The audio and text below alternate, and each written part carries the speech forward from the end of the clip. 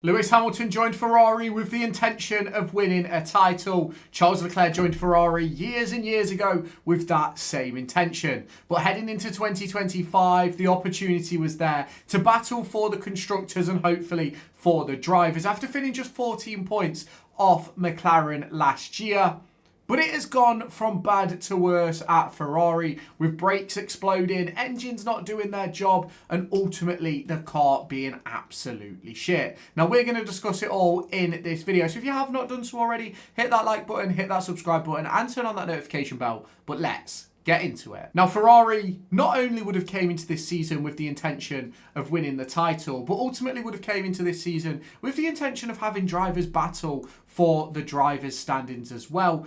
And to be completely honest with you, I have absolutely no idea why they haven't. It has been absolutely horrific from day one at Ferrari. I think you go back to even pre-season testing. Don't get me wrong, on occasion the car looked really good and it looked sharp and it looked like it was performing well. But then all of a sudden, race one, first few weekends, just didn't have the pace. And they haven't been able to find that pace all season. Now, across the course of this season, we've heard from Charles fans, we've heard from Hamilton fans, but ultimately, no one really knows what's going off. Now, the big thing that has annoyed me across the course of this season about Ferrari, and especially Leclerc fans, has been that when things have gone well, they've said that, we should be backing Charles, we should be doing this, we should be doing that. And when things have gone wrong, it's all on Hamilton. Hamilton has asked for this, Hamilton has asked for that, and it's not worked, rada. But when Charles is picking up podiums with those exact same upgrades, it's all to do with Charles. Charles is a genius, Charles is this, Charles is that. And don't get me wrong, Charles is an incredible driver. Don't think he's better than Lewis overall, don't think he's anywhere near Lewis was in his prime. But ultimately, it's just not good enough, is it? When you've got a driver's fans essentially turning around and saying that the other driver is a load of shit. And that's what I'm not a big fan of. I think that Ferrari have got an excellent opportunity in order to build a championship winning car with Lewis Hamilton. If one driver on the grid knows how to build a championship winning car, it's Lewis Hamilton. If there's another, it's Max Verstappen. You won't get that from a Charles Leclerc. You won't get that from a George Russell because none of these drivers have built championship-winning cars. They've not been a part of it. Whereas you look at a Fernando Alonso, joins a team, goes backwards. And don't get me wrong, I think that Leclerc could 100% win a title.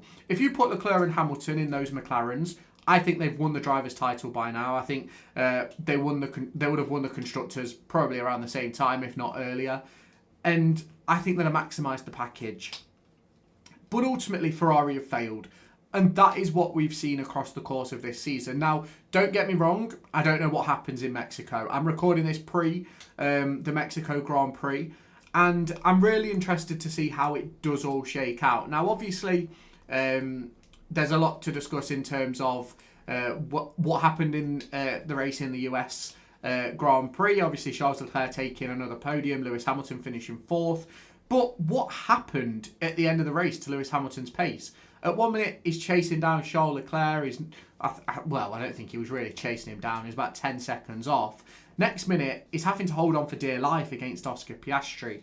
And I personally believe that there's some massive problems with that Ferrari car. Now, whether they're able to battle for the podium again heading into Mexico, genuinely, I have no idea. I think it's impossible to predict the Ferrari car, if I'm completely honest, because a lot of the races where I've thought, they're going to do well here, they haven't. And a lot of the ones where I've thought they're not going to do well, they have. And I think we've seen over the course of the last few weeks that Lewis Hamilton has really started to get a grip of this Ferrari car and has put in some really good races, some really good qualifying sessions and things like that. And I think next season it'll be a much closer battle between the two teammates. I'm not saying that it hasn't necessarily been a close battle this year, but ultimately it hasn't been as close as you probably want it to be if your name is Lewis Hamilton, if your name is Fred Vasseur.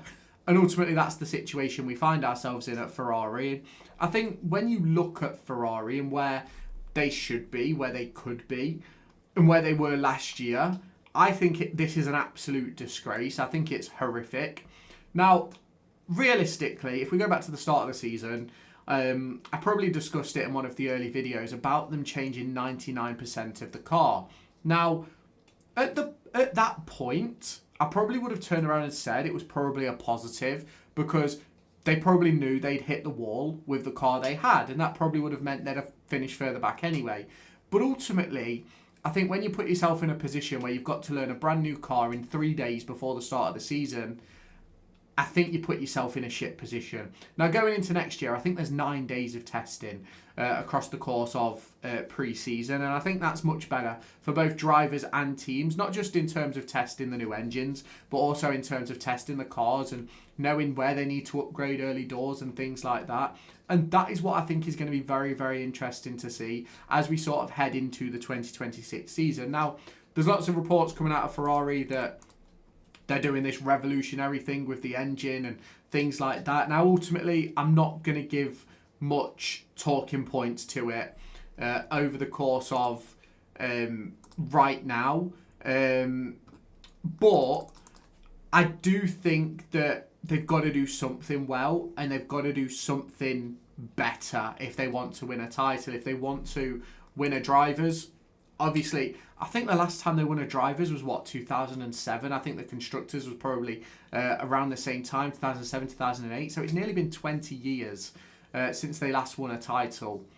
And I think at some point you've got to turn around and say, there's just something not right at Ferrari. And that's sort of the problem that I currently find myself with, is I think there's too many people that don't want to point out the obvious in regards to Ferrari and the fact that there is problems, and they aren't a great team right now, and they really need to find a way back to the top. And that isn't going to be easy for Ferrari. It isn't going to be easy for anybody, especially when you look at someone like Lewis Hamilton, who I believe has been, in a way, over the last 3 or 4 years, I think he's been absolutely wasted by both Mercedes and Ferrari in terms of not only car development, but in terms of giving him a car where he can go and win a championship. Because I tell you right now, if he has a championship winning car next year, he wins that title ahead of Leclerc. Like, I think if Ferrari are the best team next year and they're given equal footing in terms of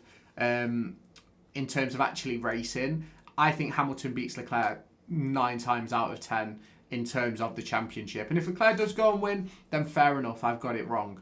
But ultimately, it's one of those positions where unless Ferrari realise they're doing things wrong, you're not going to get to see it. And that is a huge problem for me. Now, obviously, you can let me know your thoughts on this down in the comments. If you have not done so already, make sure you hit that like button, hit that subscribe button, and turn on that notification bell. But I'll catch you in the next one. Bye-bye, guys.